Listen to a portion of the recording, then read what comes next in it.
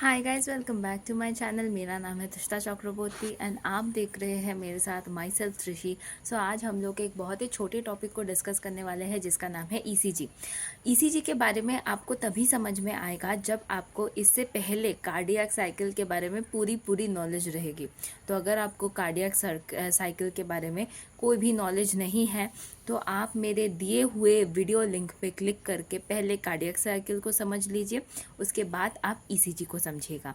तो अगर आपको कार्डियक साइकिल पता होगा तो आपके लिए ईसीजी समझना बहुत ज़्यादा इजी हो जाएगा।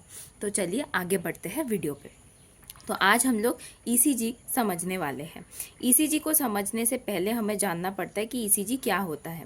तो ईसीजी होता है एक graphical representation of the electrical activity of the heart during a cardiac cycle. यानी कि देखो, हमारे हार्ट के अंदर जो भी काम हो रहा है वो हमारी बॉडी के अंदर हो रहा है। तो हम तो बॉडी के अंदर झांक के देख नहीं सकते क्योंकि हमारे पास तो इतनी पावरफुल आंखें नहीं है कि हम लोग एनाटॉमी देख लेंगे बॉडी का, है ना। तो इसीलिए क्या होता है कि एक मशीन जनरेट किया जाता है जिस मशीन में एक ग्राफिकल रिप्रेजेंटेशन आता है कि हमारे बॉडी का जो कार्डियक साइकिल है वो सही से काम कर रहा है या नहीं कर रहा है। तो पिछले वीडियो में मैंने तुम्हें समझाया था कि आर्ट्रियल सिस्टोल क्या होता है, वेंट्रिकुलर सिस्टोल क्या होता है एंड जॉइंट डायस्टोल क्या होता है, कितने सेकंड्स के लिए हमारी कार्डियक साइकिल होती है। जी हाँ, 0.8 सेकंड्स के लिए होती है। तो ये ईसीजी क्या शो करता है कि हमारा जो कार्डियक साइकिल होता है, हमारा जो कार्डियक साइकिल होता है उसका ग्राफ रिप्रेजेंटेशन दिखाता है और वो ग्राफ रिप्रेजेंटेशन हम लोग को समझना पड़ता है। ठीक है, ओके आओ। तो ये करने के लिए पेशेंट के पास 3 इलेक्ट्रिकल लीड्स देने की ज़रूरत पड़ती है। इलेक्ट्रिकल लीड्स का मतलब क्या है? सपोज तुम एक इंसान हो, ये तुम एक इंसान हो, तो तुम्हारे बॉडी में मैं 3 मैग्नेटिक लीड्स लगाऊंगी। एक तुम्हारे रिस्ट पे, दोनों रिस्ट पे लगा दूंगी और किसी एक पैर पे लगा दूंगी। तो ये क्या करेगा, एक क्लोज्ड कनेक्शन तैयार करेगा जिसकी वजह से ईसीजी पॉसिबल हो पाएगा। ठीक है, अब ईसीजी को देखते हैं हम लोग प्रॉपरली। ओहो, ये वाला पता नहीं ऐसे क्यों हो गया है। ठीक है, देख लो। पहले होता है ये पी वेव। ठीक है, ये होता है पी वेव। पी वेव में क्या होता है, इलेक्ट्रिकल एक्साइटेशन होती है, यानी कि डीपोलराइजेशन होती है। अब यहाँ पे डीपोलराइजेशन को ना कंफ्यूज मत कर देना। डीपोलराइजेशन का मतलब है यहाँ पे आर्ट्रियल सिस्टोल को समझाया जा रहा है। तो हमें पता है, याद करो कि आर्ट्रियल सिस्टोल जब हो रहा था क्या हो रहा था, कंट्रैक्शन हो रहा था। जो कंट्रैक्शन हो रहा था तो प्रेशर बढ़ रहा था। जब प्रेशर बढ़ेगा तब कंट्रैक्शन ऑफ द एट्रिया होगा, दोनों एट्रिया होंगे ना कंट्रैक्शन। तो जब कंट्रैक्शन होगा तब क्या होगा, ये पी वेव एलिवेट कर जाएगा। ठीक है, एक्चुअली ये कैसा दिखता है, कुछ इस प्रकार दिखता है ये वाला चीज़। ठीक है, कुछ इस प्रकार दिखता है। ठीक है, मैं ये वाला डायग्राम थोड़ा सा हटाती हूँ एंड मैं तुम लोगों के लिए नए तरीके से बनाती हूँ। ठीक है, देखते रहो। तो ये है पी वेव। ठीक है, उसके बाद ये है हमारा क्यू आर एक्स कॉम्प्लेक्स और ये है हमारा टी वेव। ठीक है, मैं फिर से इसको नाम दे देती हूँ। ये है पी वेव, ये है क्यू, ये है आर, ये है एस और ये है टी। अब तुम्हें समझने में इजी होगा। ठीक है, तो मैंने पी वेव के बारे में क्या कहा कि इलेक्ट्रिकल एक्साइटेशन दिखती है यहाँ पे। इसका सीधा मतलब है कि जब कॉन्ट्रैक्शन ऑफ एट्रिया हो रहा था, वहाँ पे कॉन्ट्रैक्शन ऑफ एट्रिया याद है, हम लोग का जब एट्रिया कॉन्ट्रैक्ट कर रहा था तब ब्लड कहाँ पे जा रहा था, वेंट्रिकल में जा रहा था। याद करो, याद करो। और किसके थ्रू आउट जा रहा था, एक वाल्व के थ्रू आउट जा रहा था जिसका नाम क्या है, बाइकस्पिड वाल्व है। याद करो, है ना। तो यहाँ पे क्या हो रहा है, एक एक्साइटेशन हो रहा है, इलेक्ट्रिकल एक्साइटेशन हो रहा है जिसको हम लोग डीपोलराइजेशन कहते हैं। ये डीपोलराइजेशन जब होता है तब हमारा पी वेव एलिवेट करता है। किसकी वजह से हमारा पी वेव एलिवेट करता है, एवी नोड की वजह से करता है। ठीक है, उसके बाद देखो, पी वेव जब एलिवेट हो गया इसका मतलब क्या है कि हमारा आर्ट्रिया का कॉन्ट्रैक्शन सही तरीके से हो गया।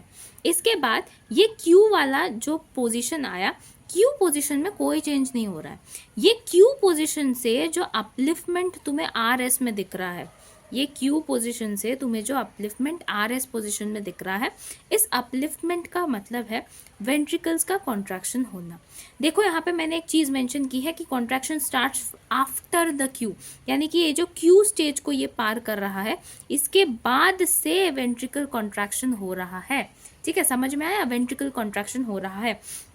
तो हमें पता चल गया क्यू के बाद से वेंट्रिकल कॉन्ट्रैक्शन हो रहा है, यानी कि हमारा सर्कुलेशन सही दिशा पे चल रहा है। पहले आर्ट्रियल सिस्टोल हुआ, फिर वेंट्रिकुलर सिस्टोल हुआ, है ना।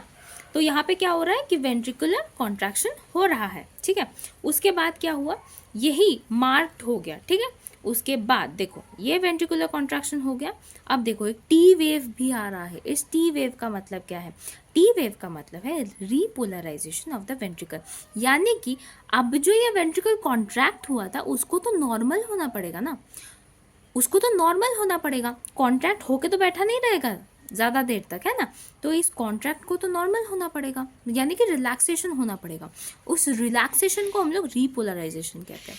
तो टी वेव शो करता है कि रीपोलराइजेशन हुआ है वेंट्रिकल का। सपोज मैं अगर तुमसे पूछूं कि अगर ये टी वेव एलिवेट नहीं किया तो क्या होगा, मैं तुम्हें एक सिंपल एग्जाम्पल पूछती हूँ। अगर ये टी वेव जो है वो एलिवेट नहीं किया तो क्या होगा, तो तुम क्या कहोगे कि अगर ये टी वेव एलिवेट नहीं हुआ मैम तो हमारा वेंट्रिकल कॉन्ट्रैक्ट होके बैठा रहेगा। सिंपल सी बात है ना, कॉन्ट्रैक्ट होके बैठा रहेगा। तो अगर कॉन्ट्रैक्ट होके बैठा रहेगा तो उधर ऑक्सीजन घुसेगा क्या, सिंपल सी बात बताओ मेरे को। ऑक्सीजन घुसने के लिए कॉन्ट्रैक्शन होना बेटर है या रिलैक्सेशन होना, रिलैक्सेशन होना बेटर है। तो यहाँ पे क्या होगा, तुम्हारे हार्ट में ऑक्सीजन कम जाएगा, और जब तुम्हारे हार्ट में ऑक्सीजन कम जाएगा तब तुम्हारे साथ क्या होगा, मायोकार्डियल इश्केमिया होगा। क्या होगा, मायोकार्डियल इश्केमिया होगा। इसका सिंपल सा मतलब है कि तुम्हारे हार्ट में ऑक्सीजन भी कम है, तुम्हारे हार्ट में ब्लड फ्लो भी कम हो रहा है, और इसके लिए तुम्हारी डेथ हो सकती है, ठीक है। अच्छा, अगर आपका एस टी सेगमेंट एलिवेट हो गया, यानी कि देखो एस टी सेगमेंट कैसा है, एस कुछ इस प्रकार से जा रहा है और टी कुछ इस प्रकार से जा रहा है। सपोज मैं तुम्हें बताती हूँ कि क्यू आर के बाद अचानक से ऐसा हो गया, ठीक है, यहाँ पे एस है और यहाँ पे टी है। सपोज तुम इस लाइन को एज्यूम करो कि यहाँ पे देखो ऐसा हो गया, एस यहाँ पे है और टी यहाँ पे है। अगर ऐसा एक पोजिशन हो गया, बहुत ज़्यादा एलिवेट कर गया एस टी सेगमेंट, तो फिर क्या होगा, तो फिर क्या होगा, मायोकार्डियल इन्फ्रैक्शन होगा। मायोकार्डियल इन्फ्रैक्शन का क्या मतलब है कि ब्लड क्लॉट हो रहा है, तो ब्लड क्लॉट की वजह से वो वाला पाथ जो है वो ब्लॉक हो रहा है और बाकी ब्लड आराम से फ्लो नहीं कर पा रहे हैं, ठीक है। तो समझ में आया कि एस टी सेगमेंट एलिवेट हुआ तो क्या होगा।